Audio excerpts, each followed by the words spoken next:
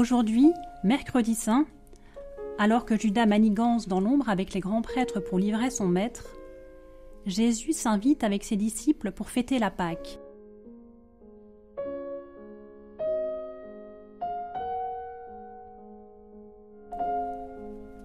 Évangile selon saint Matthieu.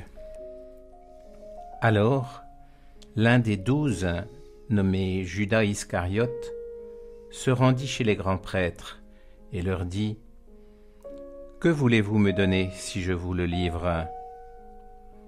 Ils lui remirent 30 pièces d'argent. Et depuis, Judas cherchait une occasion favorable pour le livrer. Le premier jour de la fête des pains sans levain, les disciples s'approchèrent et dirent à Jésus : « Où veux-tu que nous te fassions les préparatifs pour manger la Pâque ?» Il leur dit : « Allez à la ville, chez un tel, et dites-lui : le Maître te fait dire : mon temps est proche, c'est chez toi que je veux célébrer la Pâque avec mes disciples. » Les disciples firent ce que Jésus leur avait prescrit et ils préparèrent la Pâque. Le soir venu, Jésus se trouvait à table avec les 12. Pendant le repas, il déclara : « Amen, je vous le dis, l'un de vous va me livrer. » Profondément attristés, ils se mirent à lui demander, chacun son tour : « Serait-ce moi, Seigneur ?» Prenant la parole, il dit : « Celui qui s'est servi au plat en même temps que moi, celui-là va me livrer. Le Fils de l'homme s'en va, comme il est écrit à son sujet, mais malheureux celui par qui le Fils de l'homme est livré.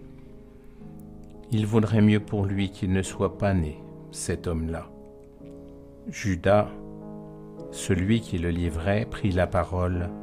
« Rabbi, serait-ce moi ?» Jésus lui répond : « C'est toi-même qui l'as dit. »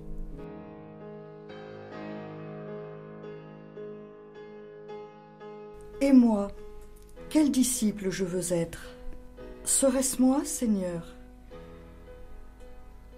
Quand Jésus révèle la trahison de l'un d'eux, je me découvre peu sûr de moi-même. Ici, Jésus parle de ma faiblesse. Où en suis-je de ma fidélité au Seigneur ? Jusqu'au bout, Jésus appellera Judas « mon ami ». Cela ravive en moi ces moments où j'ai osé m'opposer au Seigneur, et je peux alors faire mémoire de mon propre péché quand je résiste, consciemment, à l'appel de l'amour, que je n'ose plus le regarder droit dans les yeux.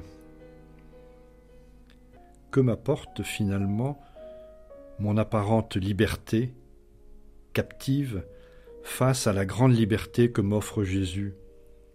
Déception, tristesse, ténèbres.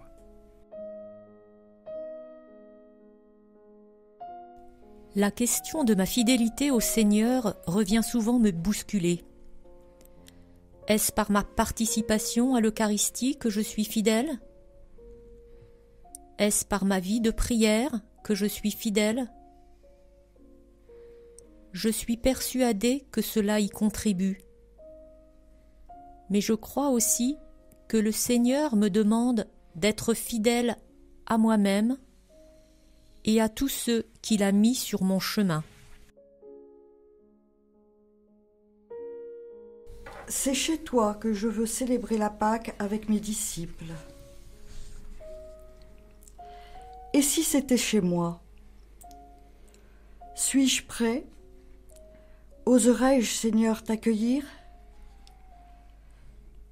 Est-ce que je prêterai mon ânon ? Concrètement, qu'est-ce que je fais ? Est-ce que j'ouvre la porte à mon voisin ? Est-ce que je donne de mon temps ? de mon argent? Donner à son prochain de son bien, de son argent ou de son temps, en décidant seul, c'est déjà difficile. Mais partager la décision avec mon conjoint, pour ce cadeau de mariage à un ami, pour ce don à une association caritative, pour l'accueil de cette personne en difficulté ou celle qui ne partage pas mes idées, c'est souvent bien plus compliqué. Lorsque nos points de vue divergent, je suis parfois tenté d'éviter d'en parler et de faire acte d'autorité. Seigneur, apprends-moi à ne pas décider seul.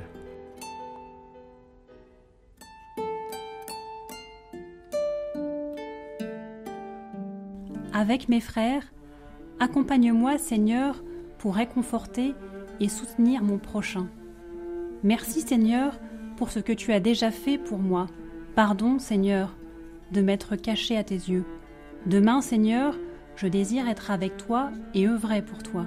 Sois dans mes pas, ta main sur mon épaule.